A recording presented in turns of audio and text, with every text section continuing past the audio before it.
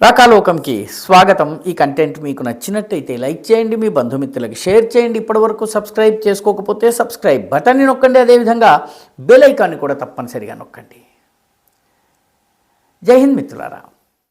పాకిస్తాన్కి ఇప్పుడు నెమ్మదిగా ఆపరేషన్ సింధూర్ తరువాత అమెరికాతో చేసినటువంటి దోస్తీ తాలూకు మత్తు దిగుతోంది. నెమ్మదిగా తత్వం బోధపడుతోంది.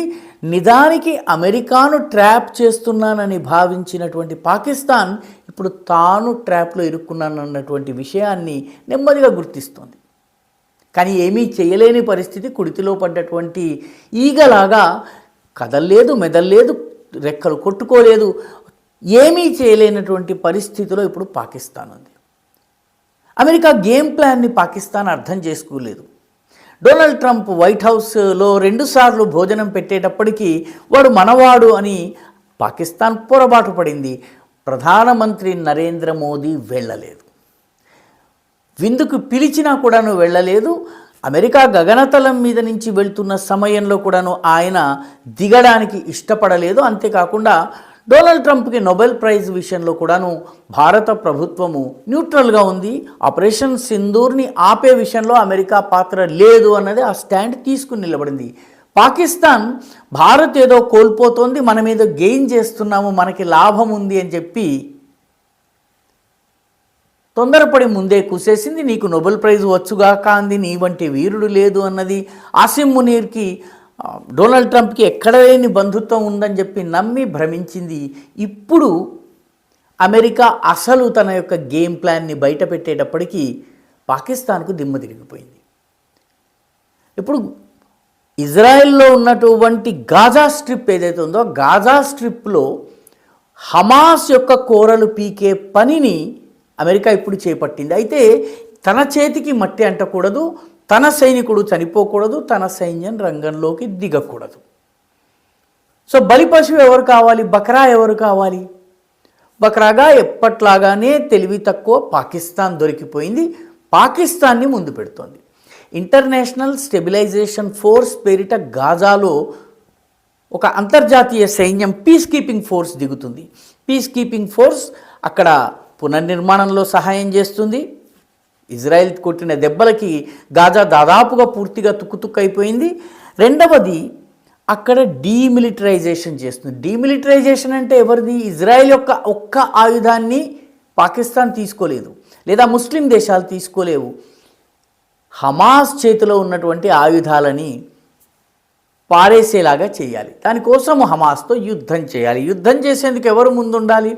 ముస్లిం దేశాలు ముందుండాలి. మిగతా ముస్లిం దేశాలు 5గురిని 10గురిని పంపిస్తాయి.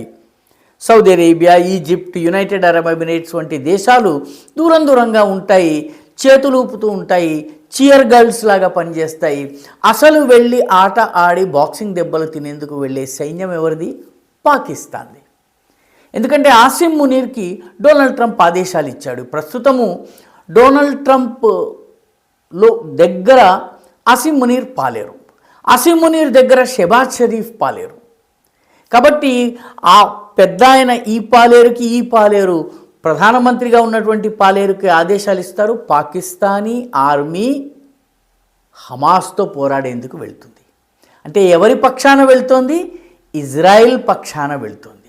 ఇజ్రాయెల్కి దన్నుగా ఉన్నటువంటి అమెరికా పక్షాన వెళ్తోంది. అమెరికా ఇజ్రాయిల్ చేయనటువంటి పనిని తమ చేతికి మట్టిని అంటించుకోకుండా పాకిస్తాన్ ద్వారా చేయించే పనిని చేస్తున్నాయి.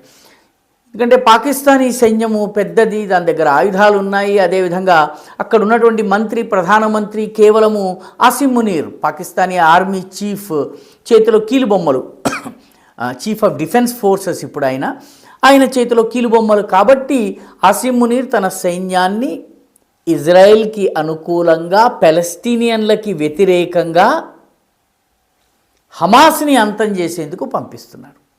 ఇజ్రాయెలే హమాస్ని అంతం చేయలేకపోయింది, పాకిస్తాన్ ఏ మేరకు చేస్తుంది ఆ విషయంలో సందేహాలు ఉన్నాయి. కానీ బలీకా బక్రా అవడానికి పాకిస్తాన్ వెళ్తోంది. పాకిస్తాన్కి గాజాలో శాంతి స్థాపన కోసం వెళ్ళడానికి ఓకే, కానీ తన సైన్యాన్ని రంగంలోకి దింపి యుద్ధం చేయించి తమ ప్రాణాలు కోల్పోయి అమెరికాకి తొత్తుగా వ్యవహరించడం ఇష్టం లేదు. కానీ ఆప్షన్ లేదు.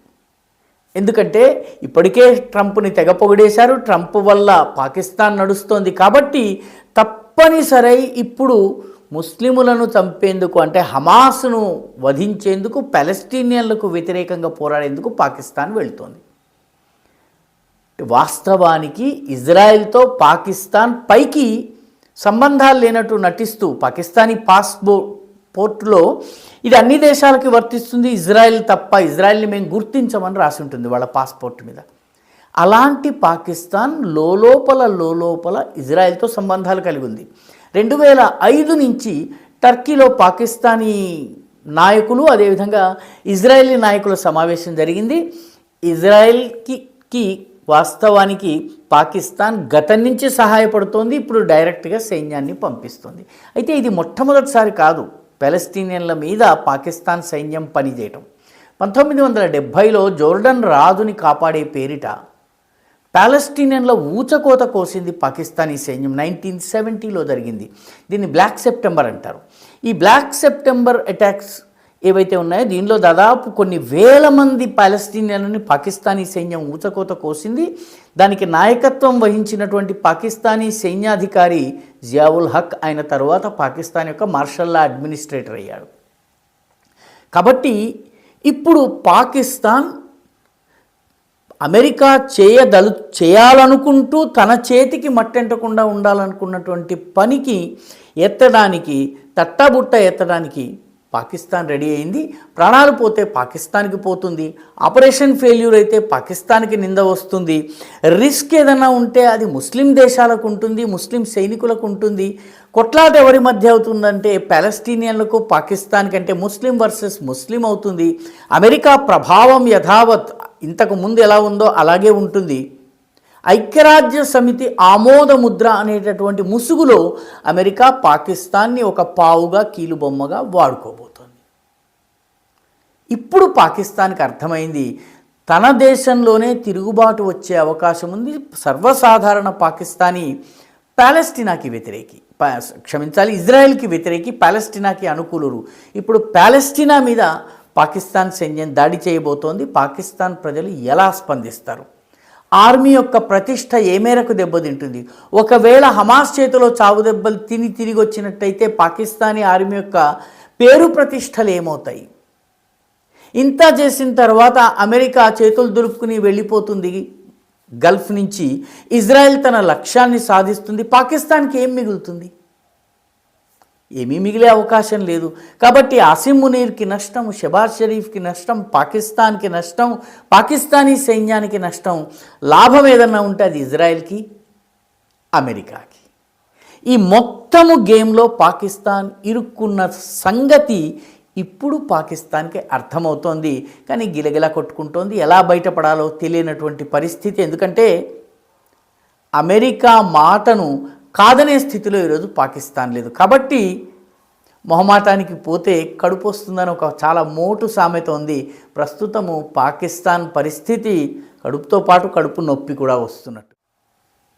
ఈ వీడియో మీకు నచ్చినట్టయితే లైక్ చేయండి, షేర్ చేయండి, ఈ ఛానల్కు సబ్స్క్రైబ్ చేయండి. మీ అభిప్రాయాన్ని కమెంట్ల రూపంలో తప్పనిసరిగా పంపించండి.